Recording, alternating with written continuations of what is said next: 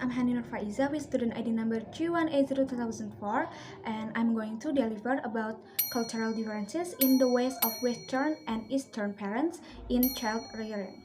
If you talk about which parenting approach is better, is Eastern or Western? It's not as simple as we know the difference between the two.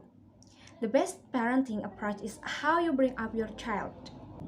Parenting encompasses every choice you make for your child, including what to wear and which school they attend. And being a parent is not an easy responsibility because it has an impact on all facets of your child's personality, including their belief, way of thinking, strengths and weaknesses, and sense of self. Geographical location affects parenting practices because every nation has unique religious and cultural traditions. According to geographic divisions, we can divide parenting methods in the two primary groups, Eastern and Western. And let's talk about the different parenting techniques and their drawbacks to determine which is more beneficial. For the very first is Western parenting style. It is generally considered a more lenient approach to raising a child. It focuses on letting the child express their feelings and opinions openly with others. Parents don't force decisions on the children and teach them to be independent very early age. Some of the standard techniques used by parents in the West include: first, children sleep in a separate room. Western people put their children to sleep in a different room from when they were born. They believe it helps them in being independent of the start. Second, do not force their children. Even the most minor decisions are made by the children themselves to promote decision making. Third, no spoon feeding.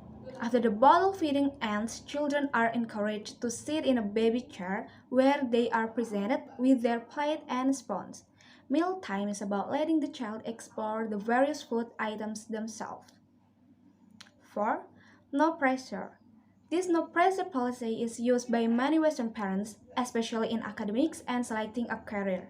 Parents do not have high academic expectations and ask children to follow their passions and interests. And the very last is moving out after 18. The concept of joint family is non-existent in Western culture.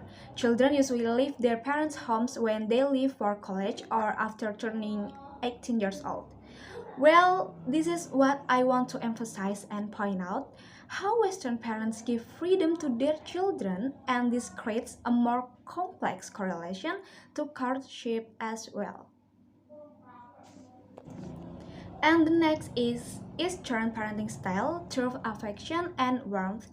Eastern parenting is more protective and forms strong emotional bonds with children. Eastern parents instill morality, cultural values, and most importantly, emotional support in their children at various stages of life. Standard practices of the Eastern households include: first, protective nature.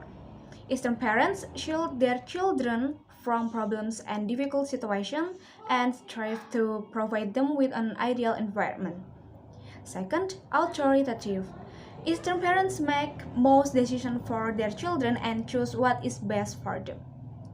Third, high academic expectations. They are willing to invest more time and money in their children's education and pay for extra tuition classes to tutor their children. They are eager to make any sacrifice to send their kid to a good college and achieve good grades. And in most cases, children do well in school. The fourth, joint family system. Children in Eastern parenting styles are given everything they need and are expected to repay by caring for them in old age. Children usually live with their parents after graduation and even after marriage in Pakistan and India, or especially in Indonesia itself.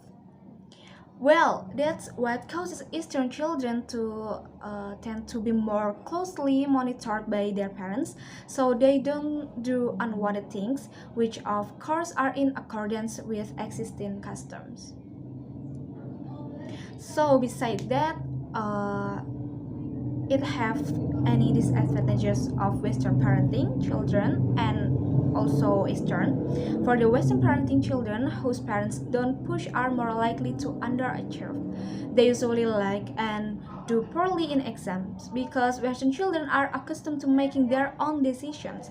They frequently do not listen to their parents. Moreover, parents are sometimes too gentle with their children, which causes them to become sluggish or overly self centered. If parents adopt an extremely liberal parenting style, children can get into bad habits due to their freedom. In such cases, children mostly confuse freedom with liberty. And the next is disadvantages of Eastern parenting. Due to an overprotective environment, children do not gain the necessary experiences to overcome more significant challenges in uh, his or her life. This means overprotected children are unable to deal with the challenges of life in the real world. According to psychological research, many children develop psychological problems like depression or anxiety because of their parents' unbearable pressure. These children also experience low self esteem and might rebel against strict rules in some cases.